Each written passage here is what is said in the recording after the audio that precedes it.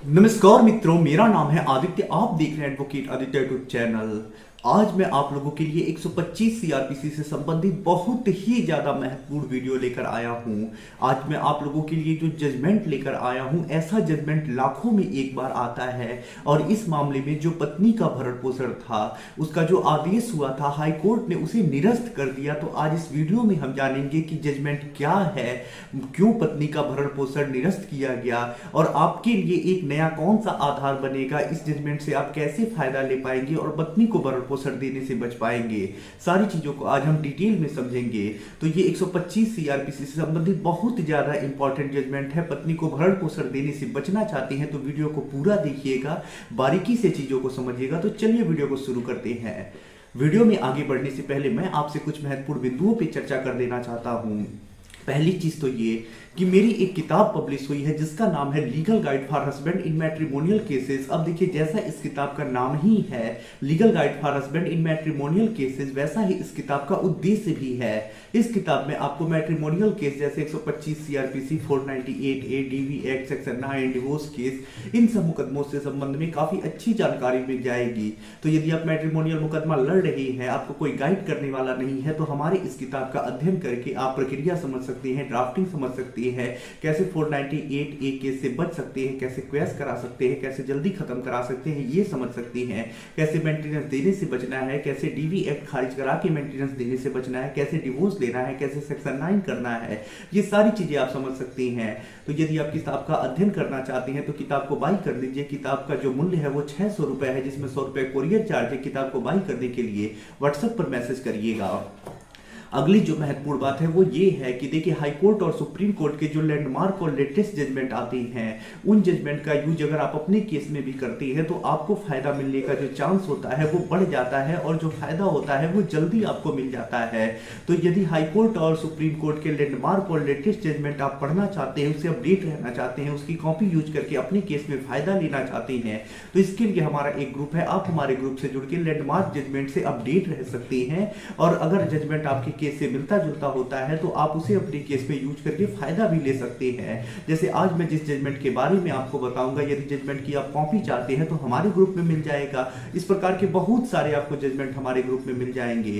तो यदि आप जजमेंट वाले ग्रुप से जुड़ना चाहते हैं तो इसके लिए आपको चार्ज पे करना पड़ेगा। लाइफ टाइम पे करने, एक चार्ज जो है वो 500 रुपए है। तो 500 रुपए पे करके लाइफ टाइम के लिए आप हमारे ग्रुप से जुड़ सकती हैं। ग्रुप से जुड़ने के लिए व्हाट्सएप पर मैसेज करिएगा। तो आइए वो अपने महत्वपूर्ण जजमेंट के ऊपर हम आते हैं और सारी चीजों को डिटेल में समझते हैं। पत्नी का मेंटेनेंस क्यों रिजेक्ट हुआ, सारी चीजें समझ लेते हैं। तो देखिए, ये जो जजमेंट आया है वो बॉम्बे हाई कोर्ट के द्वारा आया हुआ एक लैंडमार्क जजमेंट है। और ये जो जजमेंट है वो भागवत पीताम्बर बोरसे वर्सेस अनुसया बाई भागवत के केस में आया है। और ये जो मामला है 125 सीआरपीसी का जो केस होता है, मेंटेनेंस केस होता है, उसमें पत्नी का भरण पोषण बंद कराने से संबंधित है। अब देखिए, मामले में होता कुछ ऐसा है कि जो पत्नी होती है 125 सीआरपीसी के तहत पति के विरुद्ध भरण पोषण प्राप्त करने के लिए एक मुकदमा दायर करती है। उसमें जो पत्नी होती है जीत जाती है और पत्नी के पक्ष में भरण पोषण का आदेश हो जाता है। कोर्ट पति को आदेश कर देता है कि वो पत्नी को भरण पोषण दे।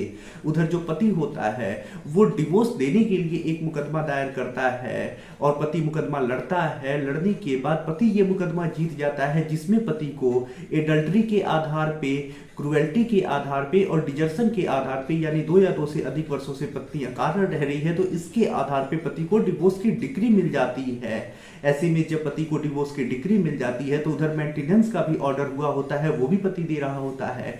उसके बाद जो पति होता है वो जो 125 सीआरपीसी का ऑर्डर हुआ है, उसमें जो 125 सीआरपीसी की उपधारा 5 है, जिसमें ये प्रावधान है कि यदि जहां आदेश हुआ है जिस कोर्ट से, वही कोर्ट चाहे तो बाद में उस आदेश को परिवर्तित कर सकता है या बंद कर सकता है। इसकी प्रक्रिया 127 सीआरपीसी में बताई गई है।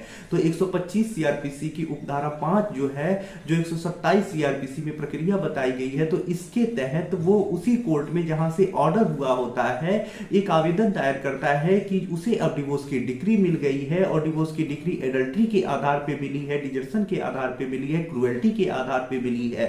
तो अब पत्नी जो है अकारण अलग रह रही है, साथ ही साथ वो जो है वो एडल्ट्री में भी है, तो ऐसे में वो भरण पोषण पाने का अधिकार नहीं रखती है। उसका मेंटेनेंस बंद किया जाए, केस को खारिज किया जाए और जो ऑर्डर हुआ है उसे खत्म कर दिया जाए।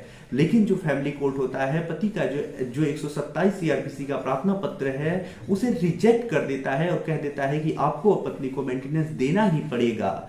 ऐसे में जो पति होता है हाई कोर्ट जाता है, वहां अपील दायर करता है, पति अपना पक्ष रखता है, जिसमें पति बताता है कि उसे एडल्ट्री के ग्राउंड पे, डिजर्सन के ग्राउंड पे और क्रुएल्टी के ग्राउंड पे डिवोर्स की डिक्री मिल चुकी है। कोर्ट में वो साबित कर चुका है कि पत्नी एडल्ट्री में रह रही है, ऐसे में उसे भरण पोषण अब नहीं देना चाहिए और ऐसे में उसका जो आदेश हुआ है भरण पोषण का उसे निरस्त किया जाए, जो बकाया भरण पोषण है उसे खत्म किया जाए।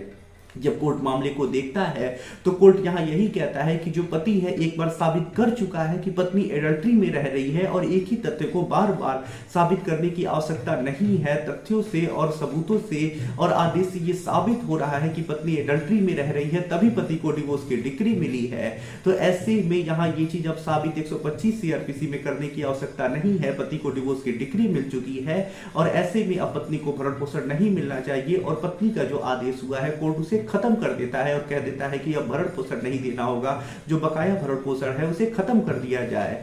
तो ऐसे में अगर आपका भी कुछ ऐसा मामला है, पत्नी ने 125 सीआरपीसी लगाया है लेकिन आप डिवोर्स ले लेते हैं एडल्ट्री के ग्राउंड पे या डिजर्सन के ग्राउंड पे, तो ऐसे में डिवोर्स की कॉपी लगा देने से आप 125 सीआरपीसी के केस को खारिज करा सकते हैं, मेंटेनेंस देने से बच सकते हैं, बकाया मेंटेनेंस जो है उसे माफ करा सकते हैं। तो ऐसे में ये बहुत ज़्यादा इंपॉर्टेंट जजमेंट है। अगर फैक्ट आपका भी मिलता जुलता है इस जजमेंट से तो आप इस जजमेंट का यूज अपने केस में जरूर करिएगा। इस प्रकार के और भी जजमेंट पढ़ने के लिए हमारे ग्रुप से जुड़ जाइएगा। ग्रुप से जुड़ने का जो चार्ज है 500 रुपये लाइफ टाइम का है, व्हाट्सएप पर मैसेज करिएगा। तो आशा कर रहा हूँ ये जजमेंट और जानकारी आपको काफ़ी ज़्यादा पसंद आई होगी। यदि आप किसी कानूनी समस्या से परेशान हैं, ऐसे में आप मुझसे फोन पर बात करके अपनी कानूनी समस्या का समाधान प्राप्त करना चाहते हैं तो मेरा व्हाट्सएप नंबर स्क्रीन पर दिखाई दे रहा होगा, मैसेज करके अपॉइंटमेंट बुक करा के आप मुझसे कॉल पर बात कर सकते हैं। वीडियो पसंद आया हो तो वीडियो को लाइक करें, अपने दोस्तों के साथ शेयर करें और यदि आप चैनल पे नए हैं तो चैनल को सब्सक्राइब करके बेल आइकन को दबाएं। मिलते हैं नए वीडियो के साथ अगले दिन, तब तक के लिए जय हिंद, जय भारत।